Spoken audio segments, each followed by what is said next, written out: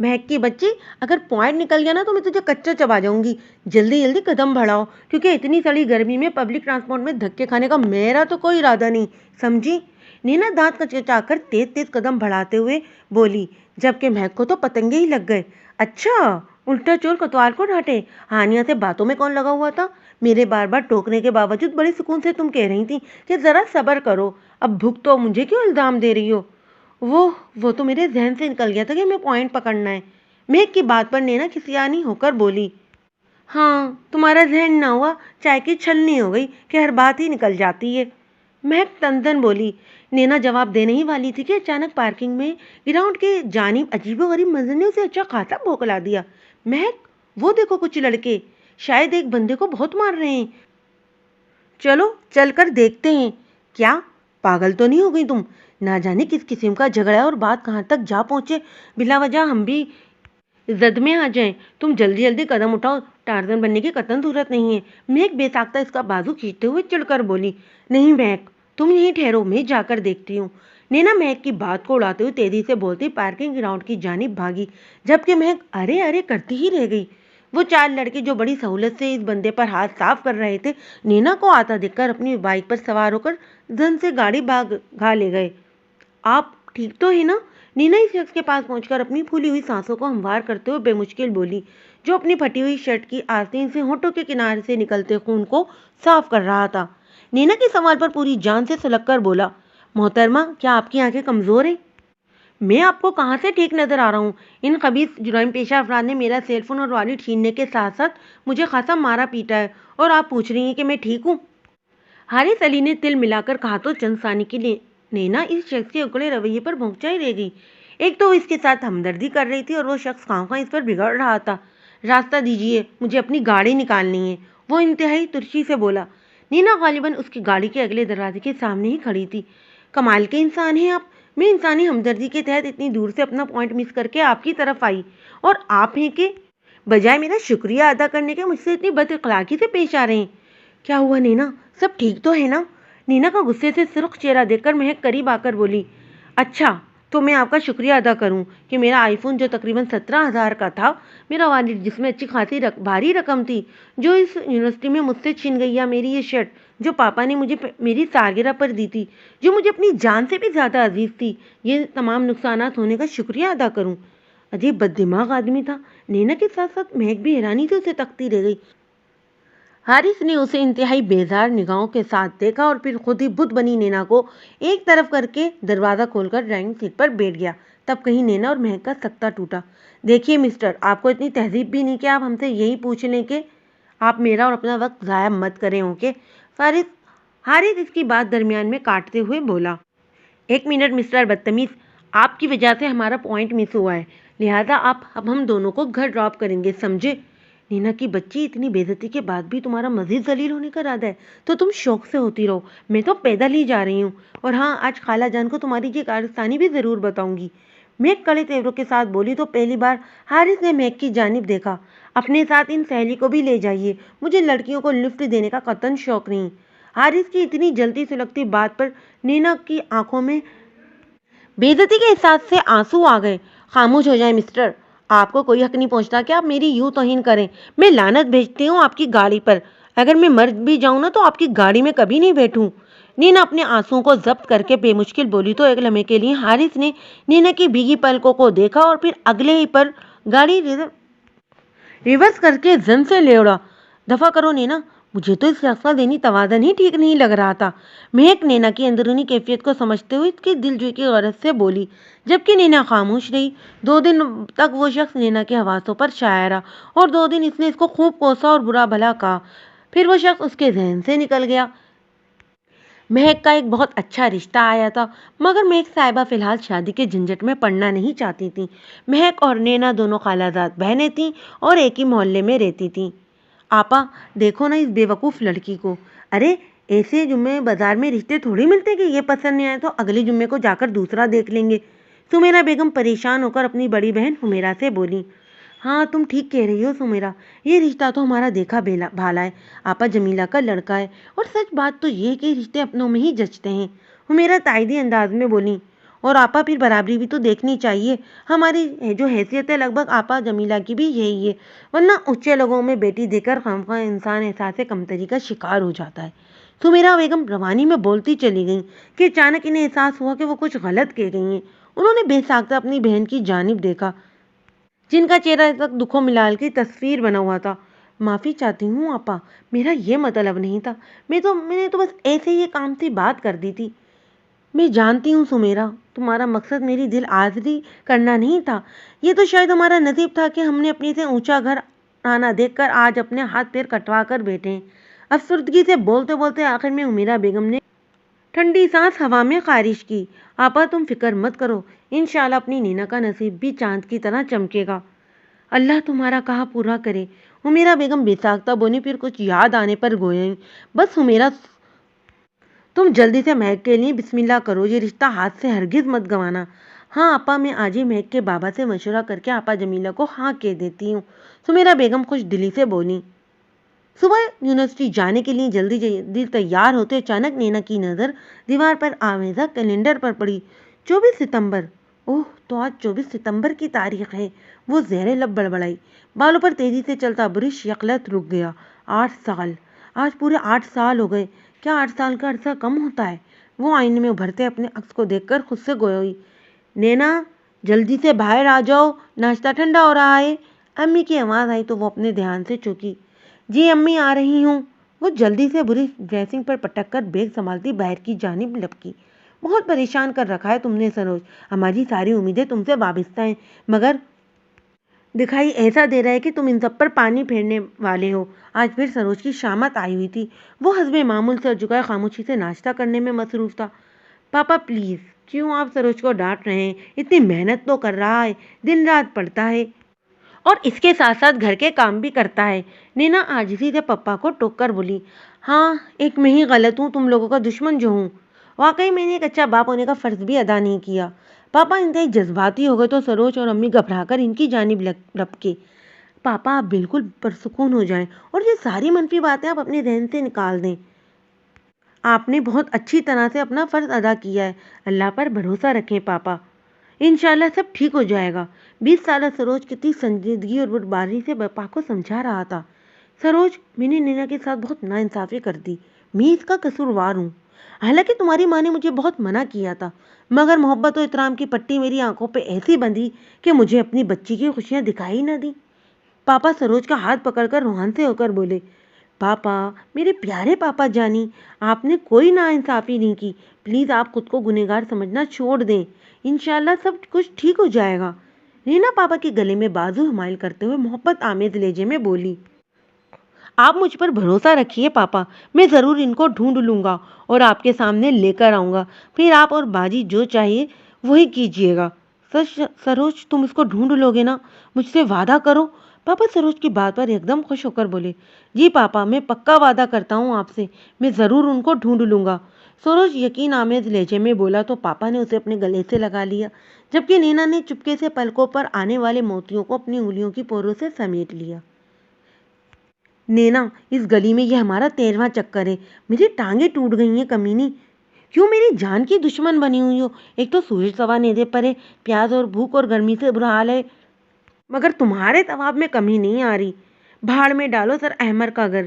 میں گلی میں داخل ہونے سے پہلے نینا کو باآواز بلند سناتے ہوئے بولی. اوہ میری اچھی بہن، بس ایک بار اس ایریے کا چکر لگا لیتے. تمہیں معلوم ہے نا سر احمر کی بیگم کا آج سویم ہے، ہمیں ضرور شرکت کرنی چاہیے. مہک کو پہاڑ کی طرح اپنی جگہ جمع دیکھ کر نینا لجاجت سے بولی. فی الحال تو ہمارے کل کا بندوبست تم اچھی طرح سے کر رہی ہو نینا بیوی، میں اب ایک قدم بھی آگے نہیں بڑھانے والی. مہک دھاڑتے ہوئے بولی اور ایک بنگلے کے سامنے بنی سنگ کی بینچ پر نڈھال سی بیٹھ گئی. بالکل بیکارن لگ رہی ہو تم اس طرح بیٹھی ہوئی. چلو اٹھو میرے ساتھ. میں اب ایک قدم بھی نہیں اٹھاؤں گی، تم شوق سے یہاں کے چکر لگاؤ. مہک نے اسے ہری جھنڈی دکھائی تو نینا ناچار خود ایک بار پھر تندہی سے سر احمر کا گھر ڈھونڈنے نکل کھڑی ہوئی. گھروں کے باہر لگی نیم پلیٹوں کو غور سے دیکھتے ہوئے اچانک ہی وہ خوشی سے اچھل پڑی. اس کا مطلوبہ پتہ اس کے سامنے تھا.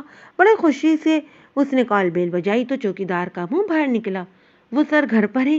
چوکیدار کو دیکھ کر نینا جلدی سے بولی تو چوکیدار نے اسے بڑی عجیب نگاہوں سے دیکھا.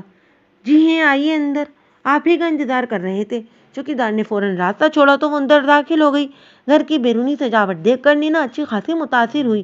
سر تو واقعی بڑے اعلیٰ ذوق ہیں، سوچتے وہ اندر داخل ہوئی تو ایک عجیب خاموشی نے اس کا استقبال کیا۔ حیرت ہے، آج کھلے اور گھر میں اتنی خاموشی ہے، وہ خود سے بولی۔ صاحب اس کمرے میں، آپ اندر چلی جائیے۔ اچانک پیچھے سے چوکیدار کی آواز آئی تو وہ چل پڑی۔ ہاں ہاں جا رہی ہوں، نینا خفیف سی ہو کر بولی، پھر کمرے کی جانب قدم بڑھا دیے۔ اس نے آہستگی سے دروازہ کھولا۔ کمرہ بھی اپنی مثال آپ تھا، مگر سر احمر کہیں دکھائی نہیں دے رہے تھے۔ وہ دبے پاؤں کمرے میں داخل ہو گئی۔ یہ چکر کیا ہے، آج سوئوں میں اور گھر میں ایک فرد بھی دکھائی نہیں دے رہا۔ کیا مجھے سر احمر کے بیڈ روم میں بنا سوچے سمجھے آنا چاہیے تھا؟ وہ خود سے پوچھ رہی تھی کہ اچانک باتھ روم کا دروازہ کھلا اور کوئی شخص ڈھیلے ڈھالے شلوار کرتے میں بالوں کو تولیے سے رگڑتا ہوا برآمد ہوا۔ اس پل نینا نے خود کو بہت عجیب سا محسوس کیا۔ ابھی وہ کچھ کہنے ہی والی تھی کہ نوان نے جو ہی رخ نینا کی جانب کیا، نینا کی چیخ نکلتے نکلتے رہ گئی۔ تم یہاں کیسے؟ میرے گھر میں، میرے بیڈ روم میں کیسے پہنچ گئی تم؟ وہ اپنے مخصوص انداز میں نینا پر برس پڑا، جبکہ نینا خود کو سنبھال ہی نہیں پا رہی تھی۔ آخر اتنا بڑا جھٹکا اسے لگا تھا۔ وہی یونیورسٹی والا شخص جسے یونیورسٹی کے گینگ نے اس کا سامان چھین کر مارا تھا، اس کے سامنے موجود تھا۔ یہ آپ کا گھر ہے؟ سر احمر کہاں ہیں؟ وہ پاگلوں کی مانت اس سے ہی پوچھ رہی تھی۔ مجھے کیا معلوم کہ سر احمر کون ہے اور کہاں ہیں، وہ چڑھ کر بولا۔ مجھے لگتا ہے میں شاید غلط پتے پر آ گئی، میں چلتی ہوں، نینا بدحواس ہو کر بولتی جلدی سے باہر کی جانب لپکی اور اندھا دھند باہر کی جانب دوڑ لگا دی۔ مگر یہ کیا، کسی سخت چیز سے وہ بری طرح ٹکرائی تھی اور پوری قوت سے زمین بوس ہوئی تھی۔ پیشانی سے اڑتی شدید تکلیف کی لہر نے اس کے اوسان ختم کر ڈالے۔ اس نے بے ساختہ پیشانی پر ہاتھ رکھا تو گرم گرم خون کی موجودگی نے اسے مزید بےحال کر دیا۔ تمہارے پیچھے کیا پولیس لگ گئی ہے جو اندھوں کی طرح یوں بھاگ رہی ہو؟ وہ شخص پنجوں کے بل بیٹھا بہت قریب سے اس سے پوچھ رہا تھا۔ نینا کے صحیح معنوں میں ہاتھ کے طوطے اڑ گئے۔ آپ پلیز میرے قریب مت آئیں اور مجھے یہاں سے جانے دیں۔ وہ بے ساختہ 2 انچ پیچھے کھسکی تھی۔ مجھے بالکل شوق نہیں ہے آپ کے قریب آنے کا، اور اس ٹوٹی پھوٹی پیشانی کے ساتھ آپ باہر نہیں جا سکتی۔ میرے ساتھ آئیے، میں اس کی ڈریسنگ کر دوں۔ وہ بڑے اطمینان سے اس کا ہاتھ تھامتے ہوئے بولا تو نینا کو 1000 والٹ کا کرنٹ لگا۔ مجھے ہاتھ مت لگائیے، اور مجھے کوئی ڈریسنگ نہیں کروانی آپ سے۔ اچانک نینا کو بولتے بولتے زور کا چکر آیا تو وہ ہاتھوں میں اپنا سر تھام کر رہ گئی۔ کرم دین، اس شخص نے بآواز بلند آواز میں کسی کو پکارا۔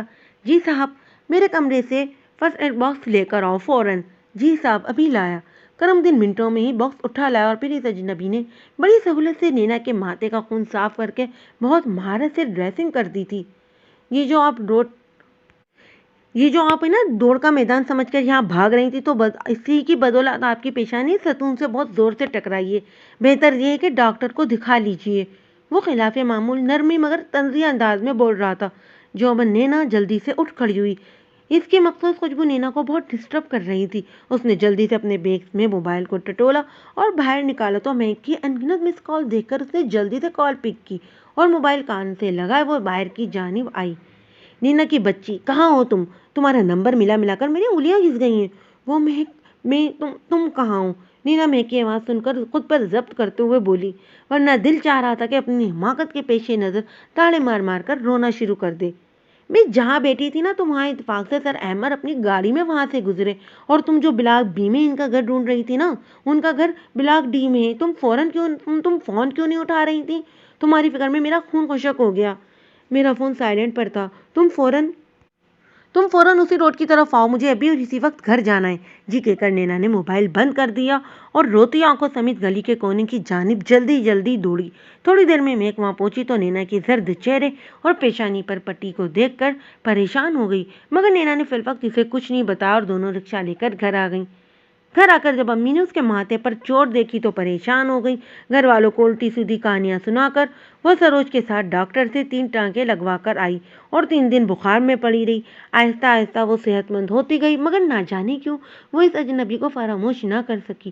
اس نے لاکھ اسے بلانا چاہا، مگر وہ اکڑ طنزیہ نگاہوں والا شخص اس کی زندگی کو ڈسٹرب کر گیا تھا۔ کیا بتاؤں مہک، میں تو اس کا نام بھی نہیں جانتی، مگر نہ جانے کیوں ایسا لگتا ہے کہ وہ میری نس نس میں اتر گیا ہے۔ وہ اجنبی مجھے بہت میرا اپنا سا لگتا ہے، بہت اپنا۔ اپنی عزیز جان سہیلی کے سامنے وہ دل کی حقائق بیان کرتے ہوئے رو دی تھی۔ نینا میری جان، تم ایک بات کیوں بھول رہی ہو؟ مہک گمبھیر سنجیدگی سے بولی تو نینا نے چونک کر اسے دیکھا۔ کیا کیا بول رہی ہوں میں؟ یہی کہ تم شادی شدہ ہو، 8 سال پہلے تم کسی کے نکاح میں آ چکی ہو۔ بہت سارے کانچ ایک ساتھ نینا کے وجود میں ٹوٹتے چلے گئے۔ وہ دم سادے بس یک ٹک مہک کو دیکھتی رہ گئی۔ اتنی بڑی حقیقت کو وہ کیسے فراموش کر گئی تھی؟ اس کا ذہن 8 سال پیچھے چلا گیا جب اس نے میٹرک کا امتحان پاس کیا تھا۔ اس کے تایا جو 15 سال سے کینیڈا میں مقیم تھے، ایک دن اپنے چھوٹے بھائی سے ملنے پاکستان آئے اور نینا کو دیکھتے ہی فیصلہ کر بیٹھے کہ وہ ان کے بیٹے کی دلہن بنے گی۔ نینا کی امی نے اس رشتے پر کافی ہچکچاہٹ کا اظہار کیا کیونکہ وہ اپنی جیٹھانی کی فطرت سے واقف تھیں، مگر شوہر اور جیٹھ کی مرضی اور خوشی کے سامنے خاموش ہو گئیں۔ اور یوں 24 ستمبر کو ٹیلی فون کے ذریعے نینا کے جملہ حقوق اتنی دور بیٹھے شخص کے نام ہو گئے، جسے نہ صرف اس نے بلکہ گھر والوں تک نے نہیں دیکھا تھا، کیونکہ نینا کے پاپا کے پیش نظر صرف بڑے بھائی کی خواہش اور حکم تھا۔ اور پھر صرف 2 ماہ بعد ہی تایا ابا انتقال کر گئے۔ ایک ٹریفک حادثے میں وہ اپنی جان گنوا بیٹھے۔ میت کی حالت اتنی خستہ تھی کہ پاکستان لانے کے لائق ہی نہیں رہی تھی، لہذا ان کے بیٹے اور بیوی نے وہیں ان کی تدفین کر دی۔ اور پھر وہ دن اور آج کا دن ان لوگوں نے نینا کے گھر والوں سے کوئی رابطہ نہیں رکھا تھا۔ ان لوگوں نے تایا کے دیے پتے پر بہت بار رابطہ کرنے کی کوشش کی، مگر وہ لوگ یہ جگہ ہی چھوڑ کر چلے گئے تھے۔ نینا کہاں گم ہو گئی؟ مہک نے اس کا شانہ ہلایا تو وہ حال کی دنیا میں لوٹ آئی اور اپنی آنکھوں کو مسلتے ہوئے بولی، پلیز آئندہ اس موضوع پر ہم بات نہیں کریں گے۔ چلو یار پارک چلتے ہیں، بہت دن ہو گئے، ویسے بھی میں کافی موٹی ہو رہی ہوں، تمہاری شادی الگ قریب آنے والی ہے۔ نینا بات کو پلٹتے ہوئے بولی، ویسے تم جتنا بھی دوڑ لو تم میری جیسی نہیں بن سکتی۔ مہک اسے منہ چڑھا کر بولی، ہاں کر لو رشک اپنے دبلے بدن پر، شادی کے بعد تو فٹ بال ہی بننا ہے۔ نینا دو بدود ہو کر بولی تو مہک نے ہنستے ہوئے اسے ایک دھموکا جڑ دیا۔ مہک کی شادی کی تیاریاں زور و شور سے جاری تھیں۔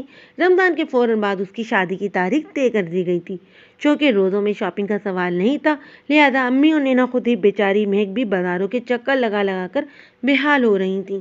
مہک کی بچی، مجھے فوراً تم کچھ کھلاؤ، قسم سے میرا بھوک سے برا حال ہو رہا ہے۔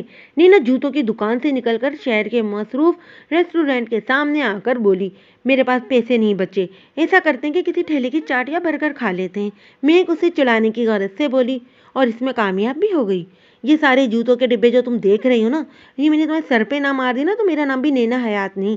وہ خطرناک تیوروں سے آگے بڑھی تو مہک جلدی سے بولی، اچھا اچھا ملکہ عالیہ چلتے ہیں۔ ریسٹورینٹ کے مخصوص ماحول میں نینا مہک کے ساتھ لنچ انجوائے کرنے کی پوری کوشش کر رہی تھی، مگر بالکل سامنے میز پر بیٹھے چند چھچورے لڑکے اتنی عامیانہ حرکتوں سے باز نہیں آ رہے تھے۔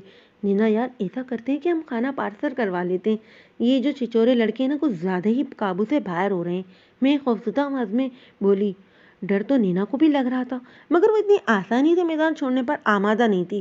تم ان لوگوں کی طرف دھیان مت دو، بس مجھ سے باتیں کرتی رہو، وہ دبی دبی آواز میں بولی۔ پھر اچانک یاد آنے پر بولی، ارے مہک وہ میرا سرخ کام والا سوٹ دکان سے اٹھایا یا نہیں؟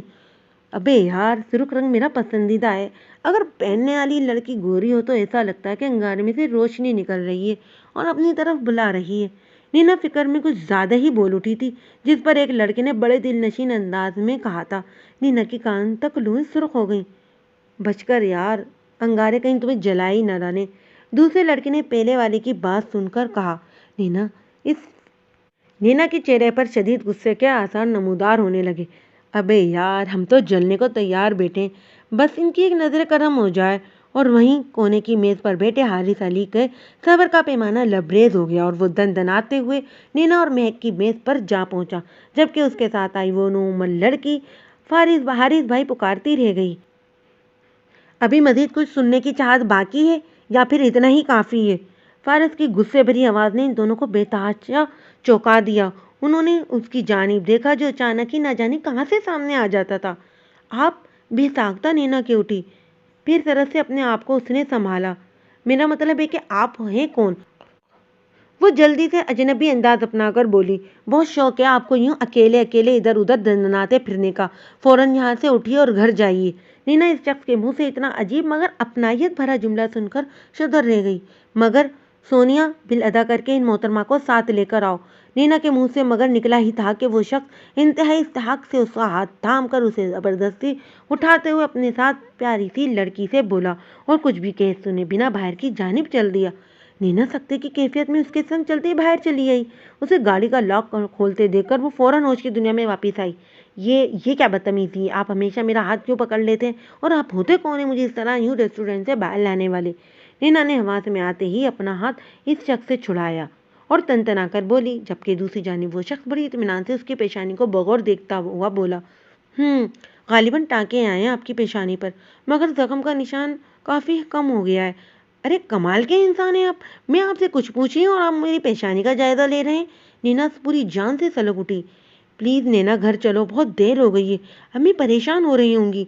उसी पल महक उस लड़की के साथ बाहर चली आई। महक की आवाज़ पर नैना ने उस शख्स से उलझने का इरादा तर्क किया, वरना फिर वो उसके ख्यालों में उसकी नींद में आकर उसे डिस्टर्ब करता। अगर आप बुरा ना माने तो हम आप लोगों को ड्रॉप कर दें। मेरा नाम सोनिया है और ये मेरे खाला के बेटे। सोनिया जल्दी से गाड़ी में बैठो, तुम्हें इंस्टीट्यूट भी ड्रॉप करना है। वारिद ने अचानक सोनिया की बात दरमियान में काटी। आपकी पेशकश का बहुत बहुत शुक्रिया, हम रिक्शे लेकर घर चले जाएंगे। नैना सहूलत से सोनिया को इनकार करके बोली और जल्दी से पास से गुजरता रिक्शे को देखकर हाथ हिलाया और दोनों इस पर सवार होकर ये जा वो जा। इन लड़कों ने तुम दोनों को कुछ कहा तो नहीं था? हारिस ने सोनिया से पूछा। नहीं हारिस भाई, आप जिस गुस्से से इस लड़की को अपने साथ लेकर गए थे वो ये समझे कि आप इनकी फैमिली के कोई फर्द हैं। वैसे हारिस भाई, आपने इस लड़के का हाथ ही क्यों थामा? मेघबाजी भी तो थी। सोनिया आखिर में शरारत आमेज अंदाज में बोली। बदतमीज लड़की, तुमने नोट भी किया तो ये? वो ज़ेर-ए-लब मुस्कुराया। तुमने नाम भी मालूम कर लिया कि इस लड़की का नाम महक था? हाँ, मगर दूसरी लड़की का नाम मालूम नहीं कर सकी। सोनिया मुंह लटकाकर बोली। दूसरी लड़की का नाम नैना था। हारिस इंतहा इत्मीनान से बोलता ड्राइविंग सीट पर आ बैठा। अच्छा नैना था? वो सरसरी अंदाज में सर हिलाती हुई बोली, मगर जब बात उसके ज़हन तक पहुंची तो वो स्प्रिंग की माना उछल पड़ी। क्या क्या कहा आपने नैना? यानी कि नैना? वो आंखें फाड़े उसकी जानिब झुकी उससे सफार कर रही थी। जी हाँ, नैना, नैना हयात। वो मज़े से बोला तो सोनिया ने जल्दी से दरवाज़ा खोला और फर्श सीट पर उसके बराबर बराजमान हो गई। क्या ज़रूरत थी तुम्हें अपना मोबाइल नंबर देने की? पता नहीं कैसी लड़की होगी वो, और तुमने पता भी उसे बता दिया। नीना को जब महक ने बताया कि सोनिया नामी लड़की ने उससे मोबाइल नंबर उसका पता भी ले लिया है तो हकीकी मायनों में उसने अपना सर पीट लिया। हद होती है यार नैना बदगुमानी की, वो इतनी भोली भाली लड़की है, मेरा पता लेकर क्या करेगी? इतनी प्यारी थी वो और तुम खामखा उसे मशकूक बना रही हो। महक चिढ़कर बोली। उसके लिए यही काफ़ी है कि वो इस अकल बदतमीज़ और बदमिजाज और बददिमाग शख्स के साथ थी जो अव्वल दर्जे का बदतहजीब है। नैना बदमज़ा होकर बोली। अब इसकी इतनी अफजाई भी मत करो। तुमने देखा नहीं कि रेस्टोरेंट में वो लड़के कितने गलत जुमले पास कर रहे थे, और तुमसे मैंने कहा भी था कि चलो घर चलते हैं, मगर नहीं, तुम तो जमी बैठी थी। अगर हम यूँ फौरन वहाँ से उठ जाते तो हो सकता था कि वो हमारा पीछा करते। महक की बात पर नैना चिढ़कर बोली। बिल्कुल, वो लाजमी हमारा पीछा करते। उस शख्स की वजह से थोड़ी बचत हो गई। महक नैना की बात में हाँ मिलाते हुए बोली। जी मैं हूँ हारिस अली, आप किस सिलसिले में मुझसे मिलने आए हैं? करमदीन ने किसी लड़के की आमद की इतला दी जो इससे मिलने का